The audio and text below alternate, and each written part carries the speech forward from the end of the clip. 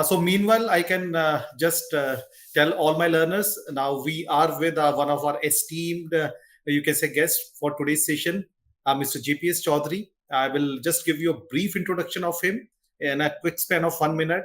He's a person having decades of experience, and he has worked with Vodafone as a regional head of HR, Asia, Africa, and Middle East region. He has even worked with the companies named as Philips, Gates, Tata, Indian Army. Automatically is the enriching you can say experience he had in that particular work time. And if I talk about his you can say expertise, he is effectively involved in networking with senior leadership, management teams, and the stakeholders. And if I talk about his uh, proficiency, uh, he's a person who have handled you can say uh, high growth phases in any organization related to the you can say the performance enhancement, the brand development, or the employee transition management. And more recently, he has successfully driven digital transformation initiatives, leveraging cutting edge technology to achieve organizational objectives. So he has enormous experience in handling different projects. And today's sir is with us. No doubt, we technical issues are creating some hurdles for it, but yes, sir, we will try to overcome them. That and we will try to have a crisp session from you, sir, in the next 30 to 40 minutes, sir. All right. Thank you, Dr. Varun. I think he's given an introduction for me, and I'll have to live up to it, which makes it even more difficult. Just give me a second. I'll try and get the presentation up. I think now Why you can not, see sir? me. The video is on, right? Clearly, sir. Uh, And you're looking uh, great, sir. all right. Thank you. Okay, there I am. Let me just get the presentation up, and I think my laptop is also in a holiday mood, so it's taking time to kick up. Well, I would like to intimate to my learners that sir is in Manali and he has taken out his quite crisp schedule for us for this session. And sir, onus is on you. I think your words are enough to give them a glimpse. Oh, all right. By any chance, is the presentation visible? Right now, not, sir. No. No. We can see your profile pic. Now it's your. Okay. Oh, If you right. can share the entire screen, or you can Yeah, say. we're getting there now. Is that up? Uh, are you sharing the entire screen, sir? Now it has come, sir. Yes, it's completely visible, sir. Great. All right. So good evening, everyone. And as Dr. Varun has just mentioned, he's given a great introduction to my profile, and of course, I got to live up to it this evening. And of course, I'm keeping my fingers crossed. I didn't have a Wi-Fi in the hotel for some reason, and I'm connecting through my mobile phone. So that's the reason it took some time for us to get the technology on our side. So please bear with me. Hopefully, things should go well. And in the next about 30 to 35 minutes, we are going to talk about business agility. Now, this is a topic which is of great importance as far as the industry is concerned. And I'm told that my audience today is experienced, and some of you are already working. And I'm very sure that you would have gone through, uh, you know, agile working, business agility, project management in various ways where you would have come across this concept of agility.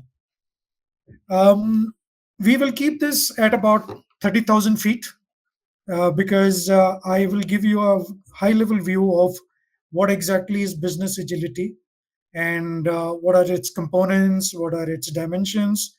And the application of business agility is very, very vast.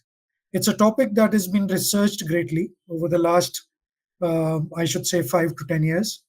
And the origin of business agility came from the software development part. But this was something which caught the fancy of the industry across various streams. And hence, it's become a topic which is very important today, not only for something that's fashionable, but something which is a business imperative. Business agility or agile working, as we normally say, is something which is becoming part and parcel of every organization working towards managing the productivity, enhancing their project productivity, winning in the marketplace, and not only the financial performance, but also getting teams motivated. So it is a very vast topic with a broad spectrum of components that cover business agility. So let me give it a shot today. And I think if you're okay, we may not have enough time for questions, but I'm very happy to answer your questions. You can drop them to Dr. Varun, and we'll make sure we come back to you with all the responses to your questions, if any. The reason is that in the next 30 minutes, we'll have to make sure we cover the topic because you got the other sessions running after this. So we can't be overlapping those sessions. I hope, Dr. Varun, that's okay. Great, sir. Great. Sir, please start, sir. All right. So, as always, with this backdrop, let's go to the definitions of what business agility is all about. So, now various definitions come, and I've researched a little bit on Forbes. I've looked at HR Zone while I was building content for this. And the definitions we will pick up are four very broad definitions, but they tend to cover the essence of what business agility is. So the first one, which comes from HR Zone, and for some of you who may not be aware, HR Zone is a very reputed HR magazine, both the e-version and the print media version. And this is about 25 years old in this area. Now, the business agility refers to distinct qualities that allow organizations to respond rapidly to change in the internal and external environment without losing momentum. Okay, so we were on the definition from HR Zone on what business agility is. So the business agility refers to distinct qualities that allow organizations to respond rapidly to change in the internal and external environment without losing the momentum or vision. So do pay attention to the fact, something that's highlighted in red on these definitions, which are actually the essence or the core of these definitions. Responding rapidly to change. Keep note of that. We'll talk more about it in the following slides. Adaptability, flexibility, and balance are the three qualities essential to the long-term business agility. So adaptability, flexibility, and balance. Now, these are very clear qualities which are essential for long-term business agility. So keep these in mind. Responding to change, which is happening all across, and the change has become far more rapid than what it used to be a few years ago. A lot of these business changes come in the form of technology, also the market change, the macroeconomics that change in the business environment, and these changes are so rapid, and hence the business agility becomes an imperative to any business. The essence that this definition talks about is adaptability. We all know what it is. Flexibility is about being nimble, able to adapt to changes quickly, and of course the balance that you need to draw between internal, external, as to how do you balance your approach to given business challenges. So this is what HR Zone had to say. We come to business agility describes the nimbleness of the company, that is the ability to adopt quickly while empowering everyone associated with the brand. It's a trait many companies desire but few possess. Now, this is what Forbes magazine had to say about business agility. And again, like we saw adaptability, respond rapidly to change, what highlights in this definition is two things: nimbleness and empowering people, or empowering all those associated with the brand. So all the key stakeholders are people who need to be clearly part and parcel of the business agility. We'll discover all of this in more detail in the following slides. The next few definitions that I have, one is from the Solution IQ. Now, this Solution IQ is part of Accenture, and again, a very reputed advisory and consultancy. How they define business agility is that Business agility, as per them, means sensing and responding to customers and market needs with disruptive products and services in an immediate, frictionless manner. Again, some of the things that highlighted in this definition are sensing and responding. And it's again about managing change. It's also about the fact that you need to bring the customer in the center of it, and the disruptive product and services which all companies constantly need to churn out so that they continue to win in the marketplace.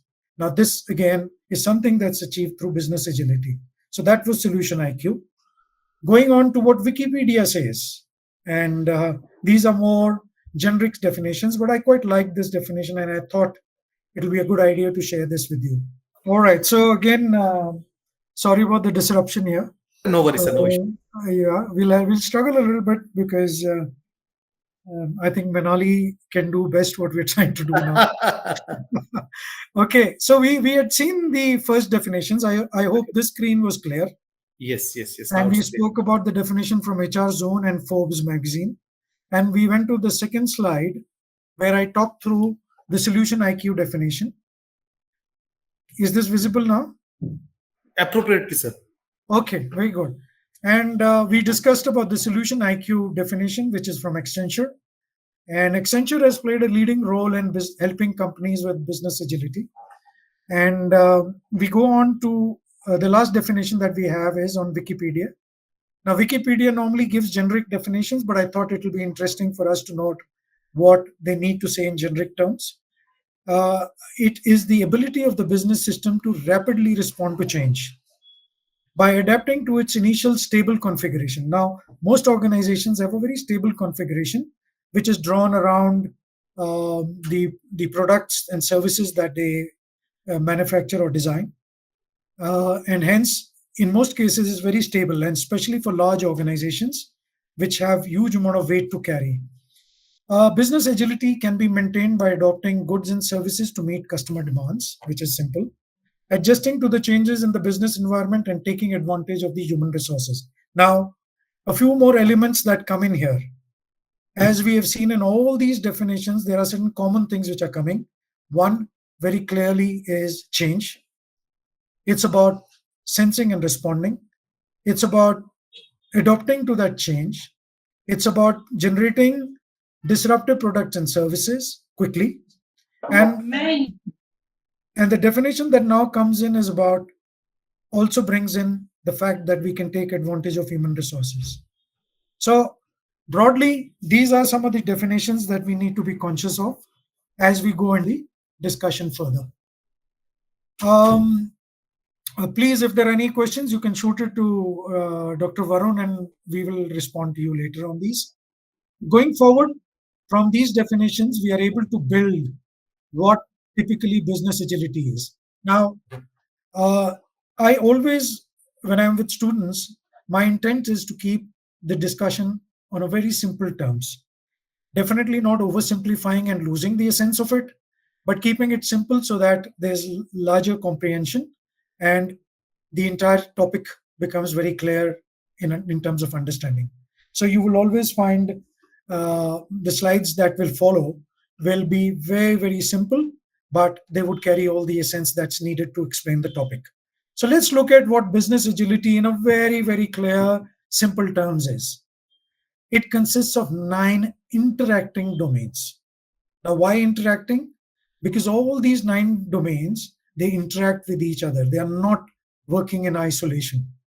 And broadly, these 9 interacting domains are across 3 dimensions, which are centered around the customer.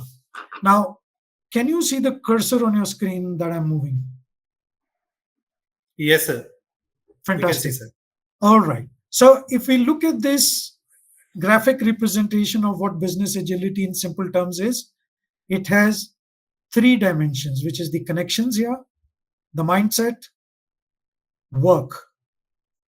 And in the inner circle, you would see we've got the 9 interacting domains. So under connections, you got 3, which is leadership, structural, market, learning comes under mindset, collaboration, and ownership. And under work, you see the technical process and the enterprise. Now, what each of these mean, we will cover them in the following discussion. But important for us to remember is that the model is fairly simple, consisting of three dimensions, which is connections, mindset, work. And there are 9 interacting domains under these three dimensions, which are leadership, structural, market, learning, collaboration, ownership, technical process, and enterprise. Let's take each one of this in more detail. Well, importantly of all, the customer is at the heart of this model because all organizations who are providing product and services need to keep a very customer centric approach to their entire business model. And business agility is no exception. So, with the customer at the heart, surrounding the customer are three dimensions which we spoke about: broadly work, connections, and mindset. Each of these domains in each of these dimensions are equal. So we can't really say that you can prioritize one and deprioritize the other. All these domains are very clearly important and they're interrelated. And business agility only emerges when your organization can be agile across all the domains. So when you looked at the domains, the organization, if it has to be successful in terms of agility, then it has to be agile across all domains and dimensions. I hope that really makes sense as we go further. Dr. Varun, I hope the slides are moving now. Yes, sir. Appropriated, sir. Yeah, please hold me if you see any technology errors. I will let you know, sir. No worries. Now it is appropriated. It is fine for everyone, sir. All right. So let's go to the customer. And I think one thing which the group should be very, very clear upon is customers. So we'll not spend so much of time on the customer. Importantly for us to understand is that the customer is in the center of any business model, and the customer is absolutely important for us to generate services and products which are required by our customers. Now, when we talk about disruptive products, that's largely coming in from the customer's demand. The customer today is very choosy, has ample choice to make, plenty of options, and hence we need to constantly upgrade on our product and services to make sure the customer are always willing to buy those services and products, and we are able to expand our market share. So in the business agility, the customer sits in the heart of the model, and everything else revolves around the customer. As you see here, the next we will take the dimension is work. We are picking up work because it carries a few very important dimensions across enterprise, process, and technical. We'll cover each of these in details now. So in terms of work definitions, it is broadly classified into technical agility, the process agility, and the enterprise agility. Now, let's take each of these separately to build a more detailed understanding of what work dimension is. Now, technical agility is about the techniques of delivering work in an agile way. Now, any agile organization has to leverage technology in a big way, whether it is automation. Now, let's look at HR, for example. In HR, the HRIS, the Human Resources Information System, is undergoing a massive change today as we speak. A lot of AI is getting built in. A lot of self-service is being extended to employees so that they can maintain and update their records, not only in terms of service records, but also in terms of their skills, competencies, any education upgrades. All this is moving up on the HRIS. Now, this is why companies are massively investing on technology in every area, whether it is internal in terms of employees or whether it is in processes that are customer facing. And hence technology is playing a very important role in building the agile way. The next one that we look at is the process agility. Now, before we go to process agility, important for us to understand that why technology is right at the top there is because agility is all about speed. And we cannot do too well if we have all manual processes in the organization or we don't adequately leverage technology to, to deliver what we need to deliver to our employees and customers. Going forward to the process agility. Yeah. In the previous, when we looked at technical agility, we talked about HRIS and how employees are benefited by that. When we look at the process agility, it's important for the organization, if it needs to deliver on its strategy, has seamless processes which are aligned to our strategy and help us to deliver and execute that strategy. And hence, the process agility becomes important. Huge amount of focus is given by organizations to work on process agility. That is to ensure that you are able to deliver on all customer facing processes seamlessly, quickly, and responding to the customer needs in real time. Going forward to the enterprise agility is about scaling agility across divisions. Now, as we had seen earlier in the definitions and when we looked at the graphic representation, it was very important for us to understand that in scaling agility, you cannot work in isolation. You have the entire enterprise moving in that same speed and direction, and hence this becomes an important component under the work dimension. So, understanding work dimension, technical agility, process agility, and enterprise agility. Let's go forward and see the next one, which is about the technical agility. We already spoke about it. I won't spend too much of time here, but it's a keystone for being agile. And like I said, if you look at some of the uh, program developments that we have or software development, there are very clear examples of agility there, whether it is extreme programming, which is XP, behaviorally designed development, or the DevOps. All these are some things which are the tools for the agility.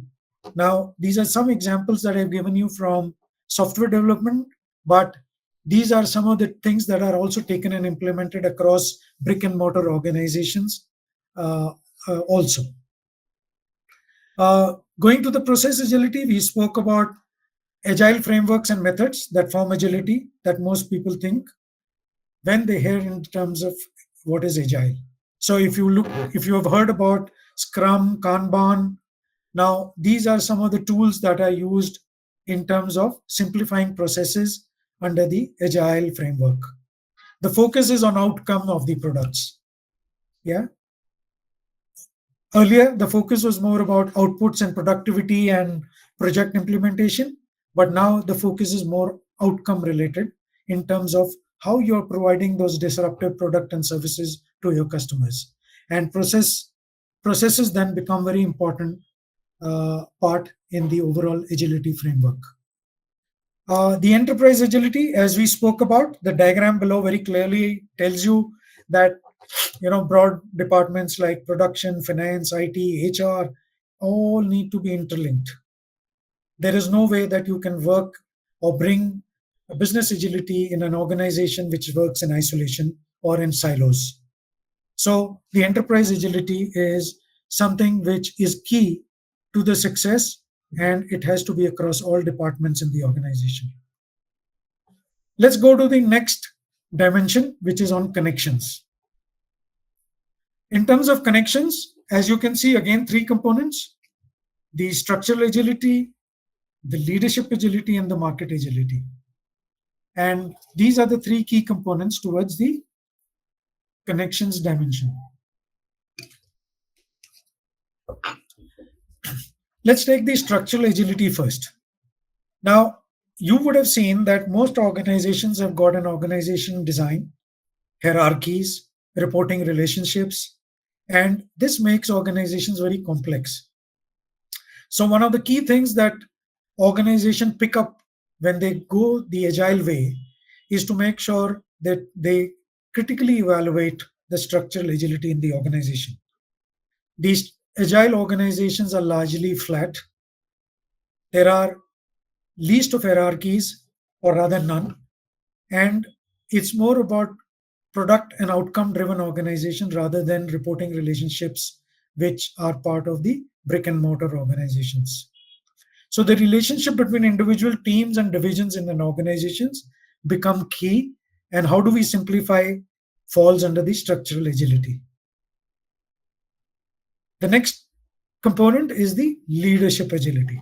Now, the leadership agility becomes important because we need to make sure we have leaders.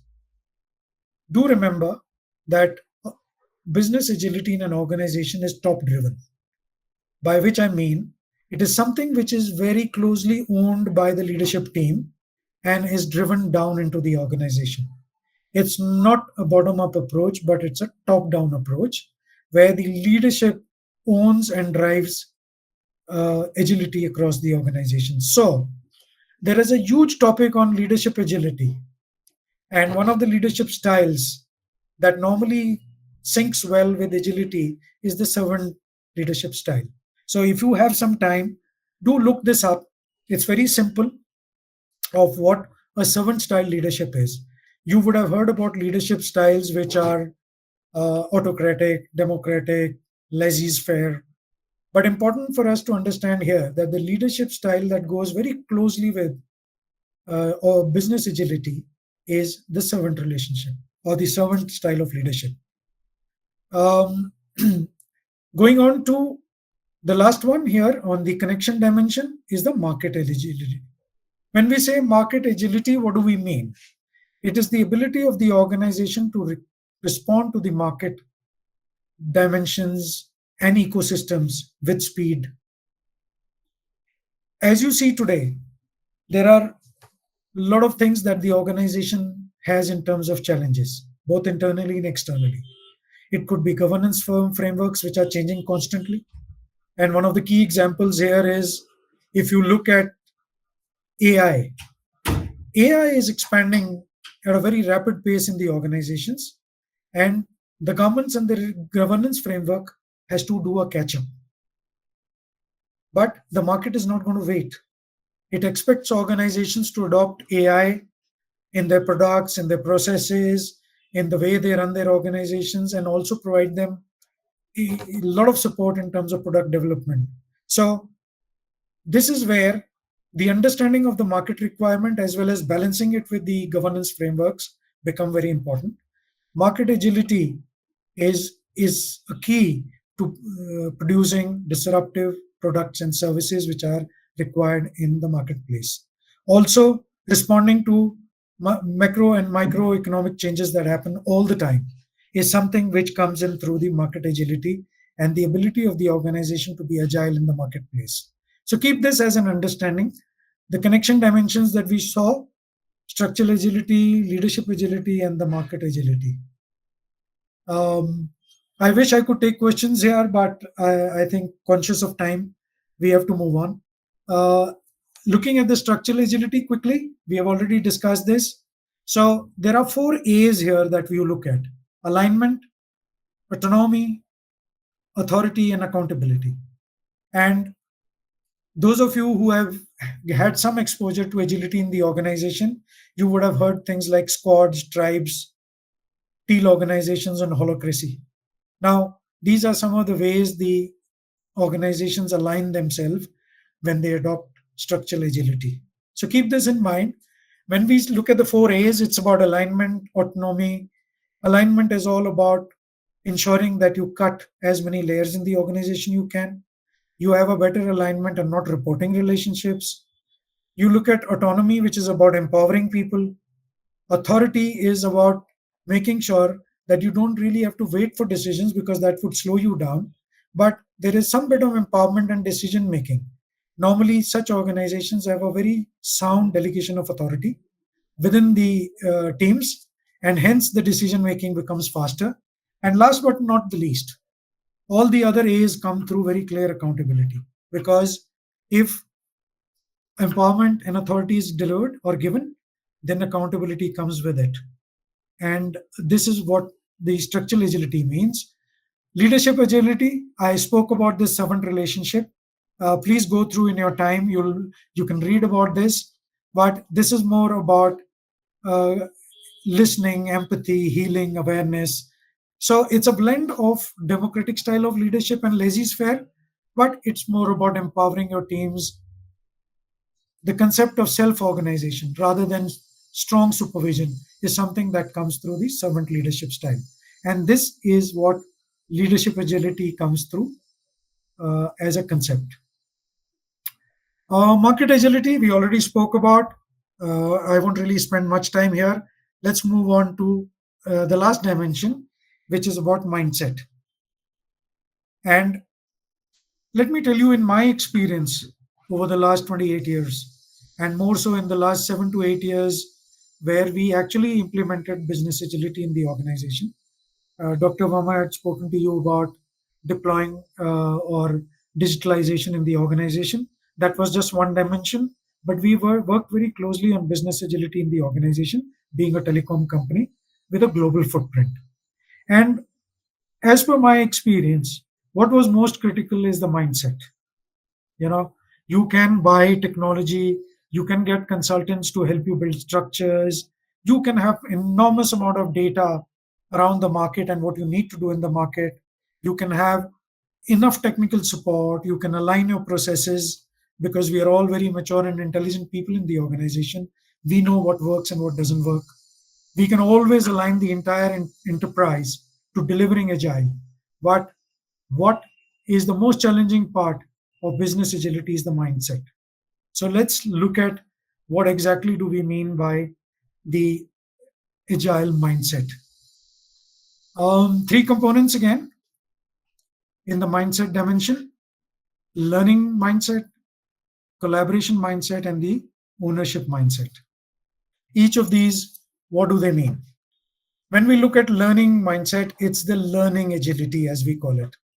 Today, organizations look for people when they're hiring. Do they have a mindset? Do they have a learning orientation? And something that we call learning agility in broader definition. And that becomes a very important criteria of selecting leaders and future leaders in the organization. Because when we have a change environment all around us in terms of technology, micro and macroeconomics, constant needs from the customer, then we need to learn fast. And organizations that learn faster tend to succeed in a changing environment. And hence, learning mindset is key. Collaborating mindset. When we looked at the structure a couple of slides back, what we saw was dismantling of the hierarchies, flat organizations, empowered organizations, people who could make decisions quickly. And that is something which collaboration mindset is very important on. If the teams collaborate well, you can deploy and make full use of agility across the organization. And a collaborative mindset really helps enterprise mobility, enterprise agility. And the last on this list is the ownership mindset. Gone are the days where people expected, the X generations expected a close supervision, hand holding, constant approvals, and leaving decision making to your senior bosses. Today, the Gen Z and Gen Y, for example, look for more ownership mindset, where they own the part of business they are that looking at, and they would expect people to, or the organizations to empower them to make decisions. But for that,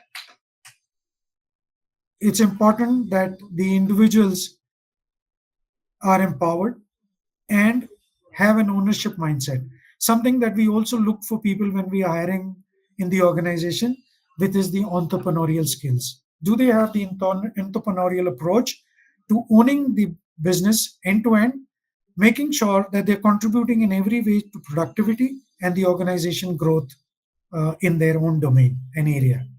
Now, that's what the ownership mindset is. So, if you look at learning mindset, collaboration mindset, and the ownership mindset, all these things are critical when we look at the mindset dimension. I think, Dr. Varun, we are earning almost end of our session. Do we have? Yes, sir. Yes, sir. We have a limited time. And we have one specific question only from the learners right now. Yep. So that is that in leadership agility, apart from servant style, any other style or combination that is also critical or recommended? Okay, sure. I'll just take, please hold on to that question. I'll take it towards the end. I think I Sure. just got one more uh, brief slide to share. Please It, continue, sir. Please continue. and that's important for us to understand as budding professionals. I believe all of us are in the growth phase of our careers. We are adding higher education to our knowledge base. It's important for us to understand here that there are two components. One is the fixed mindset and a growth mindset. You'll hear a lot about growth mindset. As the two headings say, fixed mindset is always about fixed. It's about looking for decisions. It's all about doing your job well. This is something what managers are known for.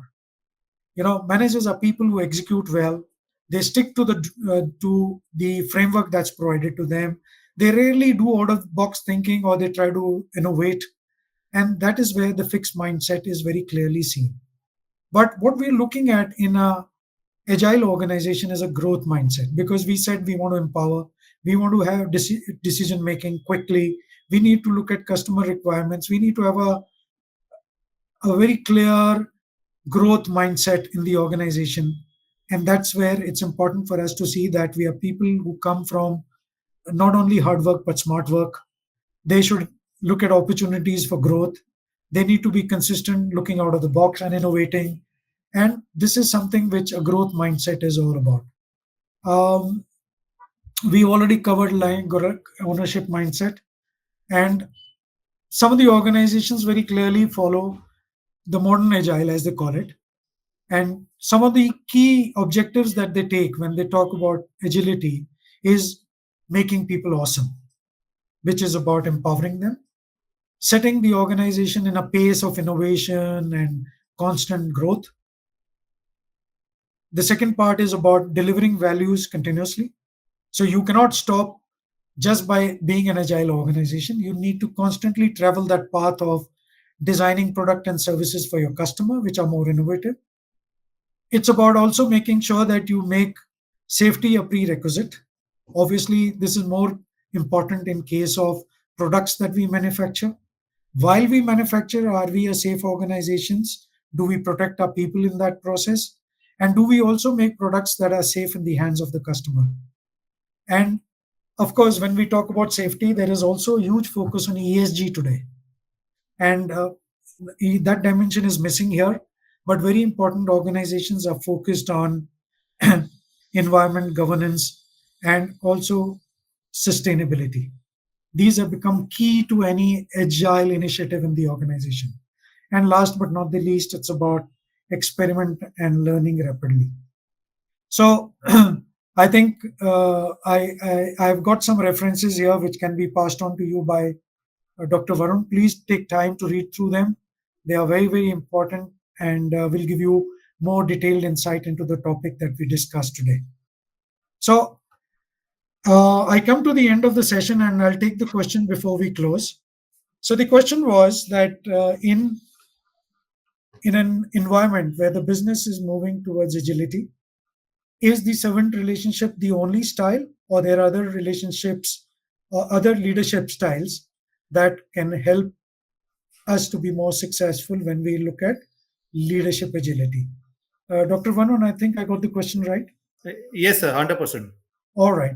So please try to understand that when I looked at the servant relationship, or the servant style of leadership, as we call it, this is key to agility because it covers most of the components. But always remember that this is not something that's casted in stone, or there's only one single leadership style, and all leadership is siloed around the servant style. Today's modern leaders are supposed to be very agile and dynamic in terms of the leadership style they pick up. And this brings me to the topic of situational leadership, which in itself is a very vast topic.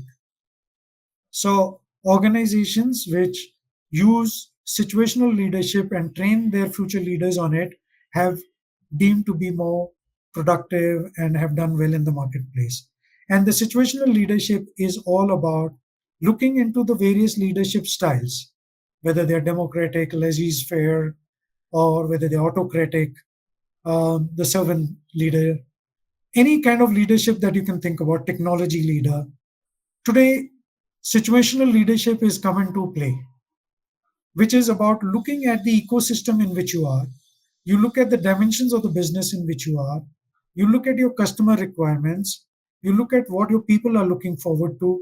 How quickly is technology being adopted in the organization? And then you pick different leadership or a combination of leadership to actually thrive in that environment. And today's modern leaders, if you look at people like Elon Musk, they are a fantastic combination and they're a classic example of situational leadership. I hope that answers the question. Yes, sir, appropriately.